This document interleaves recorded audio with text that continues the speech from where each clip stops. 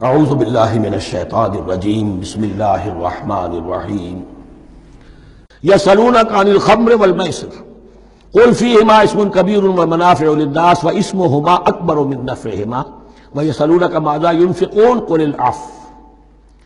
اور یہ پوچھتے ہیں کتنا خرچ کریں. انفقوا انفقوا انفقوا وانفقوا فی سبیل اللہ ولا تلقوا بایدیکم الی التہلکہ. یہ آیت پر کل پڑھ چکے ہیں.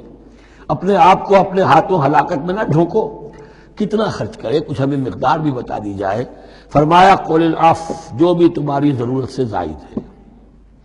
اللہ یہ بھی نہیں کرتا کہ اپنی ضرورتوں کو بھی تم پیچھے ڈال دو. نہیں، ضرورتیں اپنی پوری کرو. پھر جو اب تمہارے پاس ہے، اب یہ سمجھیے کہ جو ایک کمیونسٹ فلسفی ہے اس میں بھی ایک اصطلاح سرپلس ویلیو. ایک سرپلس ویلیو یہ ہے عفو، جو تمہاری ضروریات سے زائد ہے، یہ سرپلس ویلیو ہے، یہ اللہ کی راہ میں دے دو.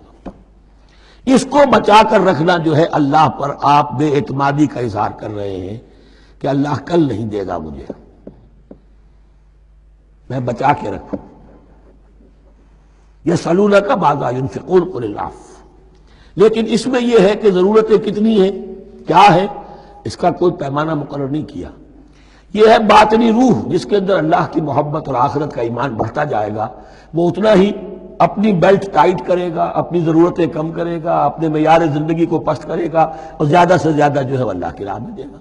یہ اصول یہ ہے کہ ہر شخص یہ دیکھے کہ جو میری ضرورت سے زائد ہے اسے میں ریٹین نہ کروں، اسے میں دے دوں. اس انفاق پر پورے 2 رکوع آگے آنے والے ہیں سورہ مبارکہ میں.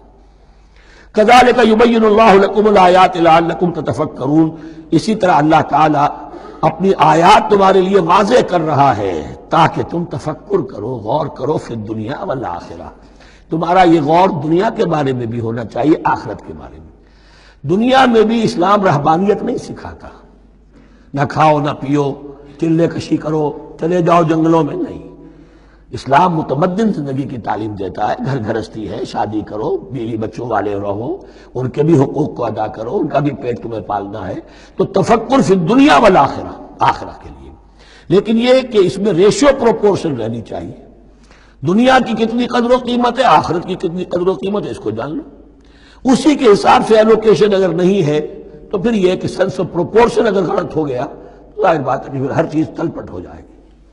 ایک دوا کے نسخے میں کوئی چیز زائد تھی، کوئی کم تھی، آپ نے جو کم تھی اسے زیادہ کر دیا، جو زائد تھی کم کر دیا، تو اب ہو سکتا ہے کہ یہ نسخہ شفا نہ رہے، نسخہ ہلاکت بن جائے. وَيَسْأَلُونَكَ عَنِ الْيَتَامَىٰ. اور یہ آپ سے پوچھ رہے ہیں یتیموں کے بارے میں. قُلْ إِصْلَاحٌ لَهُمْ خَيْرٌ. اے نبی ان سے کہہ دیجئے ان کے لیے ان کی مصلحت کو پیش نظر رکھنا یہ ہے کہ جو بہتر ہے، نیکی ہے، بھلائی ہے.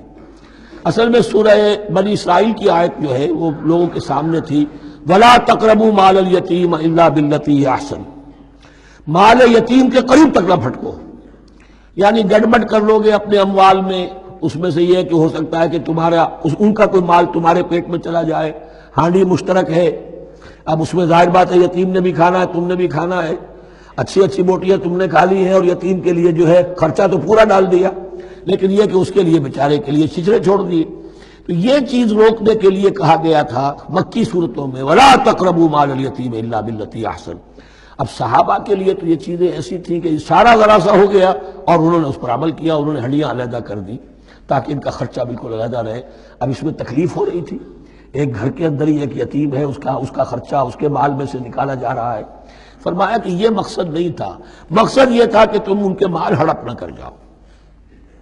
قُلْ إِصْلَاحٌ لَهُمْ خَيْرٌ. قُلْ إِصْلَاحٌ لَهُمْ خَيْرٌ. ان کے لیے اصلاح کرنا بھلائی کا ہے. وَإِن تُخَالِطُوهُمْ فَإِخْوَانُكُمْ.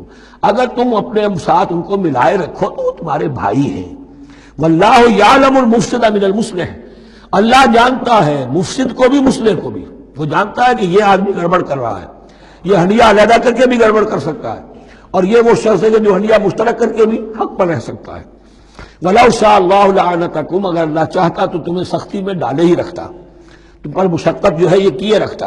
ان اللہ عزیز الحکیم. یقیناً اللہ زبردست ہے، حکمت والا ہے. ایک طرف وہ سختی بھی کرتا ہے، زبردست ہے، لیکن وہ اس کے ہر حکم کے اندر حکمت بھی ہے، اور جہاں حکمت نرمی کی متقاضی ہوتی ہے وہاں وہ رعایت بھی دیتا ہے. صدق اللہ العظیم.